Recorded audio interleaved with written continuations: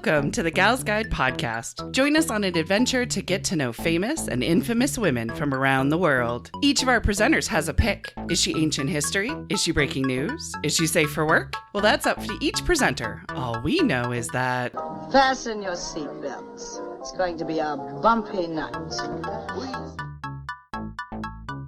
Welcome back. I am Riwo, and I am joined by Katie and Julie and Bonnie, sharing our solidarity pick. So Bonnie already talked about the missing Indigenous women and girls, and Julie talked about Georgia Gilmore. But before we dive back in, I want to get to know something rebellious about our gal pals, and I'm going deep and possibly trigger warning on this glorious episode. My question is, what do you remember the day Me Too went viral? Do you remember where you were or how you saw or how you heard? I do. Yeah? I remember thinking that victims should be heard now. And as a victim, I was like, well, I shouldn't have to over-explain. Yes. Yeah. It's unfortunate. I still do. But Right. that's what I remember. Yeah. I was like, victims should be heard now. Mm-hmm. Yeah. No, that's brilliant. I love that. I was hopeful. Weren't we all for a moment? Don't worry. I'll dig into it. Yeah. I was hopeful. I'm trying to remember if that was right before the election with Hillary or right after it. It was 2017. So it was after the 2016 election. But I can't remember. I want to feel it was a January, but it's a January as we're recording this, so it could be that I'm feeling. I feel like it was in the fall. And Possible. then the women, I feel like the first women's march was that following January. That does make sense. Because there were definitely Me Too signs there. Yeah. So it's definitely before that. But yeah, I feel like that kicked off a whole wave. Yeah. And we haven't made it very far. Right. This is very true. Some people are They not all learn eventually, but some are going to take a lot longer. Yeah, I've heard 2025 is the fuck around and find out year. Mhm. Yep. Yeah, fair. And a lot of people are finding out very quickly. Yeah, this is true. Yeah. I hope you get what you voted for. Uh-huh. Yeah. Exactly. Katie, what about you? Do you remember? Well, I am not very tuned in to any kind of social media. Which I applaud you for. Well, Yeah, it's better. I miss a lot. It's fine. I Most miss of it's a lot. horrible that you're missing. So what I actually remember is starting to see the hashtag Me Too on Facebook when I would look at it. Yeah. And having to figure out what it meant. Yeah. Look What are we at talking it, about? read Yeah. it, read the posts. And I just remember thinking these women are so brave. Yeah. That is, so brave. Yeah. So I think maybe I did end up posting it, but I definitely had Gotcha. a lot of fear. You know what I mean? Yeah, to Because go through Me some Too, I've been things. there. Yeah. And then But to that self-judgment, put it because out. I'm like, Yeah. my Me Too isn't as bad as your Me Too, Yeah. which isn't fair Right. to anybody. Right, yeah. But I'm like, Yep. I don't want to take away from it because I'm not as traumatized. Right. as Yeah. victimized. It's not a But competition. it's Correct. But I yes. also feel like the movement isn't about were you raped? It was have you experienced that kind of sexual discrimination, that kind of uncomfortableness, that judgment, that even walking alone at night and not feeling safe. Right. Right. This is women's lives. Yep. Yeah. Yeah. Yeah. So That The feeling daily- unsafe in your own body. Yep. right. So Just because you were born a female. Yeah. I'll say on the day that it started going, I saw one of my friends, and then I went, "What is this?" I was really quick to find that it was Alyssa Milano and Weinstein, but then again, I could have a whole episode about my feelings on Weinstein. So I was already plugged into that whole Weinstein thing happening in the Ashley Judd situation, and then Alyssa Milano, and so I was already kind of there. But what hit me was that my feed became every single post, and it was heartbreaking because these were my friends. These were people I actually knew in real life. This wasn't just an Alyssa Milano and Ashley Judd. It's oh my gosh, I know this person. I've worked with this person. I've hugged this person because they had a bad day. I also had people message me that couldn't post. Right. That wanted to say something and they felt like they could tell me. I had a man message me and tell me his Me Too story because I was the only person he felt safe to on that day. And that was beautiful. And I was glad that I could be there in that moment for him. And I also encouraged him that his voice would help others. Right. So when he felt strong enough to also say Me Too publicly, you know, or just to one other person that wasn't me, Right. that day would be absolutely amazing too. And the idea of get to there. You know what I mean? Each day, work to get to there to, you know, have that solidarity and to speak your truth. Right. Didn't Terry Crews caught all kinds of shit? Yeah, he did. And because he spoke out before, and then he spoke out again, and all of a sudden people were like, "Oh, good job!" I'm like, "Where were you when this man spoke out?" Terry Crews is not a small dude, right? Exactly. Like, no, that's why Hollywood's so horrible. Who, like, sat back and took shit. He dealt with shit, right? But and yet still. Yeah, Terry Crews, Me Too. So it's a larger question, and so who I have picked a woman, who have actually really wanted to talk about for quite a while. It was finding the right theme month, and also just kind of being like brave enough or going, okay, we're gonna now talk about her. So she was Time's Person of the Year in 2017. She was Time's 100 Most Influential People in 2018. And she uses empowerment through empathy and evolved the way that we heal using solidarity. So she used the power of just 2 words, Me Too. And so my pick is the founder of the Me Too movement, Tarana Burke. Nice. So I'm going to talk about Tarana Burke. So I adore her. So Tarana has been working as an activist since 1989. So this was not a new thing. This was not like, it's just a hashtag. But no, this has been going on for 30 years of her activism. She said in her TED Talk, Me Too is not a moment, it's a movement. And that's actually the title of her TED Talk, which I highly recommend everybody watch. I'll put it in the show notes. Great. So I will do my best to talk about a little bit of her journey, as well as why the movement it cultivated so much solidarity, as well as, the backlash that also kind of happens from it as well. So, but a little bit of her history. So Tarana is a proud native of the Bronx, New York. Nice. Very proud.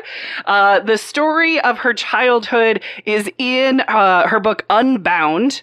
And her book is, we have it at the library, highly recommend. It is heartbreaking. It's insightful.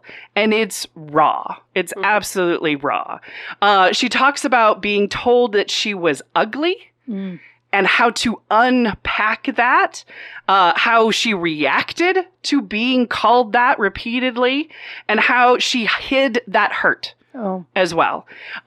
She said this line when she talked about being called ugly. She said, unkindness is a serial killer. It comes back and it comes back. And I just thought that was so, like, I'm going to be taking that on of like, yes. She also wrote in detail, and I feel like I wish she didn't have to, but she talked about how she was raped when she was 7. Oh my God. By an older kid in the neighborhood. She talked about how she didn't tell anybody because if her stepdad knew, he would go to jail for what he would do to that kid. And the neighborhood needed him home and she needed him home. So she said nothing because that was going to happen. But then there was another boy at age 9. And then there was that same boy again at age 12. So her pain and her anger and her self-blaming, it turned into fights at school. Sure. It turned into acting out. It turned into, running your mouth. And it also put distance between her and her mother. So that, you know what I mean? That safe place to fall, that what are you doing? She also didn't have a name for it. When it happens this young, you don't know what it is. Yep. You just feel dirty is what she said. And it's like, I get that. Not having words for how you're feeling is traumatic, 100%. But here's a bright spot. Then came the 21st century youth leadership movement. And Tarana joined as a young girl, and she started channeling her power into initiatives to help people and help community. Yeah. So she was working with stopping police brutality, housing inequality, economic justice. And on her very first field trip for the 21st century leaders, she met the founder, who she called Mrs. Sanders. Mrs. Sanders, she's gone by a couple of different names throughout her lifetime. She's actually still alive today. But Faya Rose Mary Torrey Sanders. I know you love the 5 names, so yeah. Nice. So we're at a 5 name. Nice. Right. She reinvented herself a couple of times and kept some names and dropped some others, right? Yeah. She was Alabama's first Black woman judge. Nice. She went to Harvard Law School. She worked on high-profile civil rights cases. She founded a couple of museums, learning centers, cultural centers. So she's a really good role model to suddenly have in your life. And she founded the 21st century leadership movement. So Miss Saunders was the role model that awakened Tarana awakened the organizer in her, the leader in her, but also the survivor in her. And so that's that kind of magic of being able to, incredible. To take that pain and be like, okay, wait, I can do something with this. I do have power. Right, exactly. Yes. So she went to Alabama State University, an HBCU. Very, very proud. She later took a job actually working for 21st Century, and she was there in Selma, Alabama when she was working.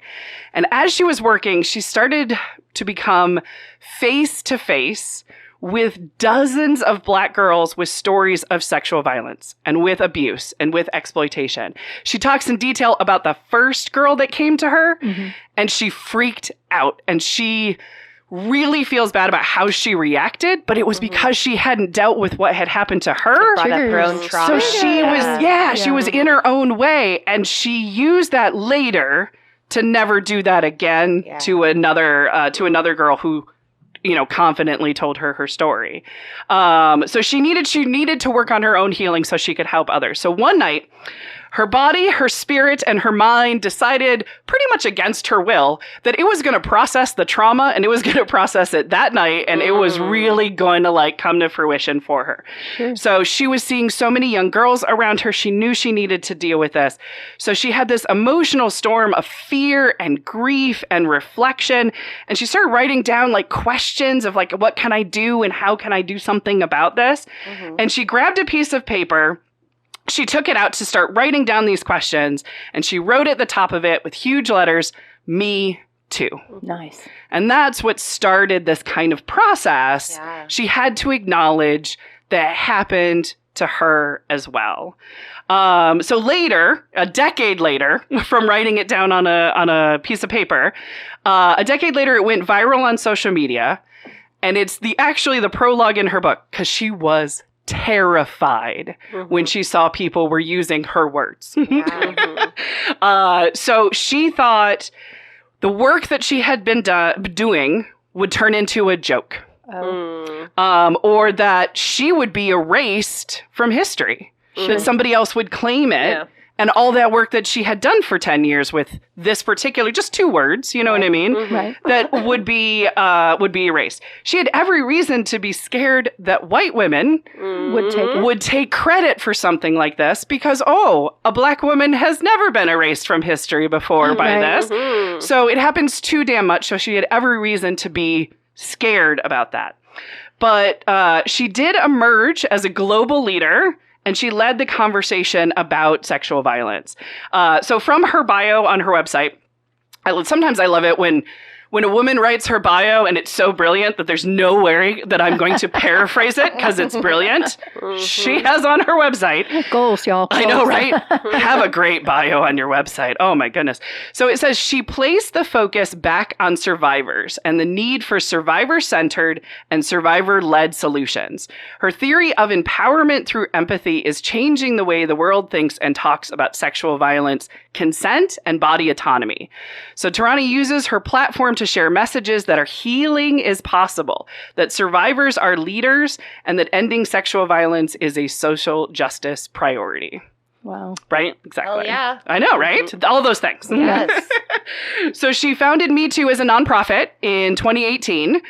She used the lessons that she learned from her previous nonprofit, which was called Just Be Inc. So that was the work that she was doing. But once, 2 words that you were using in your programming, in your activism, she decided to use that, and also learning the lessons from 21st century scholars as well to start the Me Too nonprofit. So she has 2 books and a TED Talk. I highly recommend everybody to check them out. Her books are You Are Your Best Thing and Unbound. Unbound is the story of her life, and that is the one that the Gals Guide Library has. And for the glorious TED Talk, I've got to elevate some of the words that she has in her TED Talk, because if by elevating some of these words encourages you to watch the whole damn thing, watch it. then I've won. Because not only her words in this TED Talk, because we're back at this. That's the thing. It's like when she said it, and we are right back in this damn thing right now. Right. And the truth is, we've actually never left it.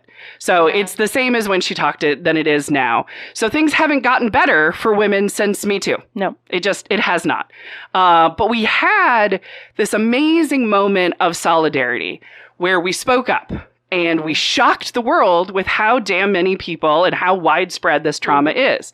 And the fact that we were no longer alone in this. So when Tarana starts her TED Talk, it is very clear. She says her intention was to have a TED Talk so brilliant, so rebellious, so having it being a rallying cry. She wanted people on their feet to be cheering, to be passionate, to be activated, and possible, and take on the world by storm. She said, but I'm numb. Right? Yep. Yeah. So she talked about how the movement was taken off by survivors speaking up. And yet sexual predators were still being elected for political office and still being elected to the Supreme Court. And to the president. Right, exactly. So we talked about it. We said, hey, there's a problem here. And everyone went, yes, there is. Guess what we're going to do? Not that, right? So she said numbness is not always the absence of feeling. Sometimes it's the accumulation of feelings, right? So she was just feeling all of it, the good, bad, the ugly, the indifferent, all of that. And it was just when she had her big moment for a TED Talk, she just felt numb. She didn't have it in her to be able. And it's like, yeah, no. I totally get that. Absolutely. She also talked about how survivors were given this platform to be able to hold their trauma lightly, using 2 words, not using details, just saying Me Too. That's a way to kind of, be part of the conversation, but also step back and step into it when you can. She said, but even though those 2 simple words were uniting the world, they were heard and then vilified. So the vilification, you were talking about Terry Crews. Yeah. The vilification that was immediately, the justification on it. So I had many things that hit me in the feels learning about this fantastic woman, researching her story, reading her book, watching interviews. But there was one moment in this TED Talk, she said, we don't believe that survivors should tell the details of their stories all the time. We shouldn't have to perform our pain over and over again for the sake of your awareness. Fuck yeah. I know, right? Yeah. It boils down to kind of like what you were talking about, Katie, in the fact that and Bonnie said it's not a contest. Yeah. Right? Yeah. I've been traumatized. We've all been traumatized. I'm assuming at the table we've all been traumatized, and I shouldn't assume it. No, but odds are. The odds we've all are been in our favor. We're traumatized female, in some way. so yeah. So why do I have to discuss my trauma with you to make it valid? Right. Or as valid, quote, as yours. It's all valid, right? The Terry Crews I brought up just because being a male. And a huge one at that, like a muscle bound. That got vilified because everybody was like, how dare you let that happen to yourself? And he's like, fucking what? Right. Yeah. If Terry Crews doesn't have body autonomy, Right? How is like What? Yeah. 4'11" Julie supposed to have it? Yeah. Or young Julie, who was really pretty, Right. but really stupid, Right. Yeah. right? In a car with a friend getting a ride home. Yeah. Vulnerability Do you know what I mean? does not mean consent. Like, yeah. exactly. Like, I just asked for a ride home. Yeah. That was it. Mm-hmm. Apparently, that was a code for something that I Right. missed Yeah. somewhere. Mm-hmm. Do you know what I mean? Yeah. And that's the saddest part. And it's traumatizing to think how many people I know and love have also been traumatized. Yeah. And how many times did they crack themselves open? It's because our talk society about it. wants to blame the victim. Yeah, right? I am Our passion is victim blaming. exactly. Yeah. Yes. I am super proud in the weirdest of ways that I have had very frank conversations with my girls and guys about how their lives have been to a certain point. Yeah. And they have not been victimized. Mhm. Knock Which on- is, I know, which is that, Yeah. knock on bamboo, that Right. damn luckiness at and this they're point. 'Cause in the their odds 30s are, and mid-20s. And that is miraculous to think about. Yeah. Mm-hmm. To me, because I was hoping, as you know, we all talk about breaking chains and cycles and do better, know better, all that. Yeah. That was a cycle that could be broken, Yeah. and here we are. In Right. the same. I remember there was a summer that it was 3 of my friends had a sexual harassment or sexual violence episode happen that summer. And I'm like, I don't like this. No. I don't. Something has to be done. I will give hugs. I will feed chocolate. Right. I will listen to stories and be that safe place to fall. But something needs to stop. I will cry with you. Right. Yeah. Exactly. I also remember, and I don't know about you guys, I remember telling my story to somebody, and the first time it was truly believed, Oh yeah. and I broke like a baby. Yeah. To be heard. Like, Yeah. and I was flabbergasted, like gobsmacked that somebody fully believed what I had to say. Yeah. You didn't have to prove it in some way or justify it or I said the convince thing, or and they were like, "I'm so sorry for you. It wasn't challenged. Yeah. Yeah. How can I make that any better? How can I help you heal? How can, like, you can't. That's not your job." But Right. that alone is like, The low bar of listening and Yes. empathetic, Yes. like you see me as a person right now. right. The Yeah. humanity, the empathy. I guess that's a dirty Yeah. word these days, you guys. No. Empathy. Never. I will rebel against You're that. right. But that makes you strong enough to share that again, or to be there for somebody else who needs that. It's a crazy simple thing to be believed and to be heard, and it's sad that we know so many people who are me too. Yeah. And it makes me think of 2 extraordinary women, Tina Turner and Maya Angelou, who were willing to crack themselves open over and over and over again to share their trauma, to help other people. Yeah. But not all of us can do that. Right. And so it's that idea of, thank goodness there are those that can do that can give voice to the voiceless and name things. But at the same time, that does not need to be all of us. No. And so that's fine. No. Right? And I don't think it doesn't. It's not only not necessary, but for so many people, it's not needed for them to heal. Right. Yeah. Right. It's not part of the healing process for them. Yeah. But there's other things that are probably, that need to be, helped and healed out and discovered and finding ways and stuff like that. So she did also talk in her TED Talk about power and privilege. She talked about how the culture is built on destroy and take, when shouldn't it be serve and build? And I really loved that. Yeah, right? I mean, if we built on, serving people, what do you need? How can I help you? Let's build that. Let's build those resources, that community, whatever that is. let's do that, because we can only destroy and take so much, and then there's nothing. So, yeah. Doesn't it just feel like we're on the cusp of that? I hope so. I hope we have to get all the way to the edge. Look at you being sweet. I was like, no, we're on the cusp of having nothing. We are. This nihilist little nugget in here is expanding right now. But yes. Let's I go Bob Dylan. It's darkest before the dawn. Okay. It has to I get love that. so I'm gonna freaking just bad. hang on to that. But that's why we Bob. have places like Gal's Guide, because Yeah. it does hold space for people, and it is that place of That little spark of maybe it could be better. Of safe space.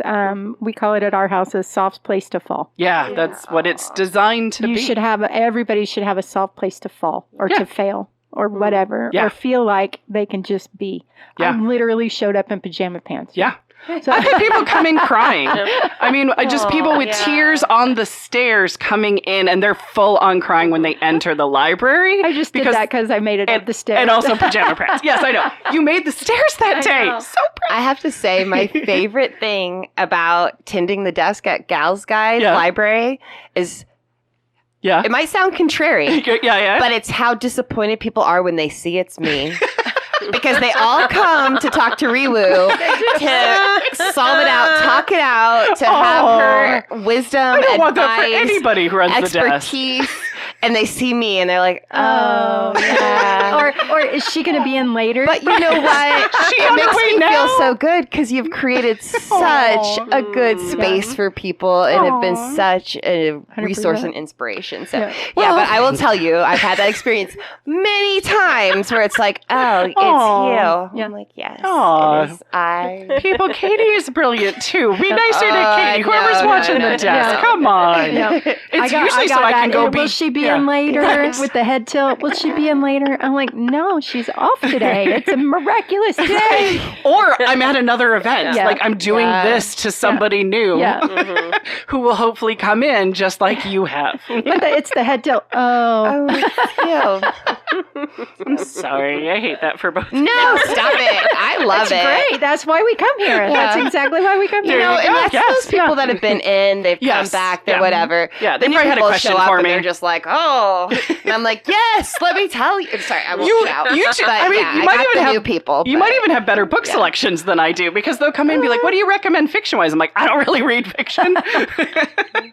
I read the nonfiction. What do you want in that area? Oh, not much. I just want something to read and turn my brain off. Yeah, I don't do that. Oh, we know. Right? It needs to keep going. Keenly aware. Until it fully shuts down.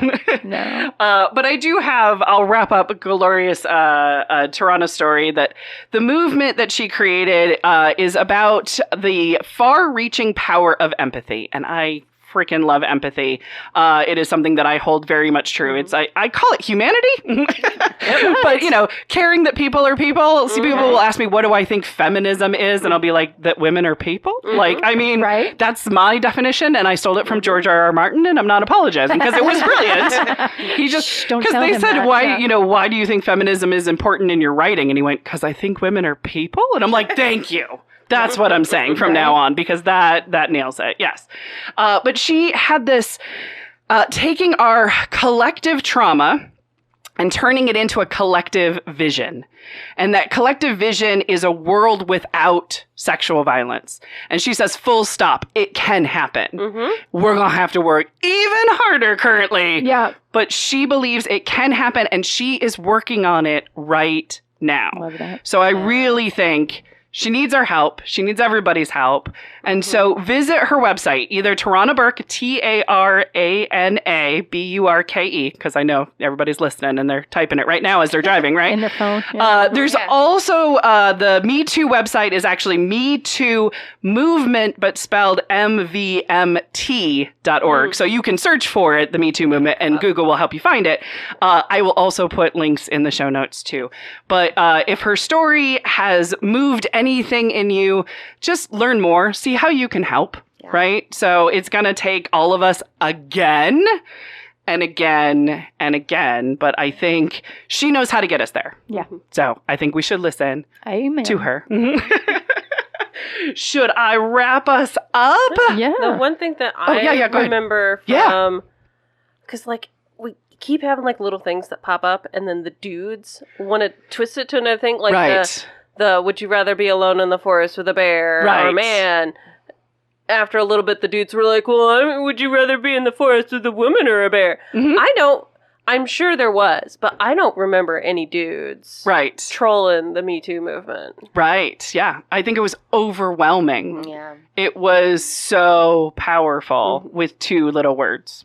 I think they realized it was their wives. It was probably everybody they knew. Yeah, go for it. Yeah. It was probably so many women in their lives that it was... It's like... takes the breath out of you. Say something. Right. Yeah. Exactly. Yeah, no, this is very true. I used to do talks where it was, the stats at that time was 1 in 4. So it's like, I want you to think of 4 women you know. One of them that you know. And now we know it's probably higher. It is, because that's just what's reported. Right. Yep. And so many don't report. Yeah, mine weren't. Mine weren't reported. Yeah. Yeah. So it's one of those things where that's what the ones that we know. So it's closer to 1 and 2. Yeah. So, I mean, you've got a mom. If you have a spouse or a sister, you know what I mean? There you already are at that number. I remember doing it where my 2 children were born female. So at the time it was me and the 2 of them, and it was 1 in 3. And it's like, I hope I'm the only one. Same. That was I'm banking on odds. I just hope it's just me and it won't be them. But that was a hard conversation that we had later. So, but should I wrap it up? Yes. Okay, sweet. All right. So that wraps it up for us this week. Thank you if you made it all the way through the episode. Join us next week for another Solidarity Gal. Katie told us it's going to be positive, so we're really banking on this. So see who she has picked as the Gals Guide podcast continues. Thank you so much for listening. Want to learn about more women of history? Gals Guide opened a unique women's history lending library. Come visit and explore our collection. Learn more at galsguide.org. Thanks for listening.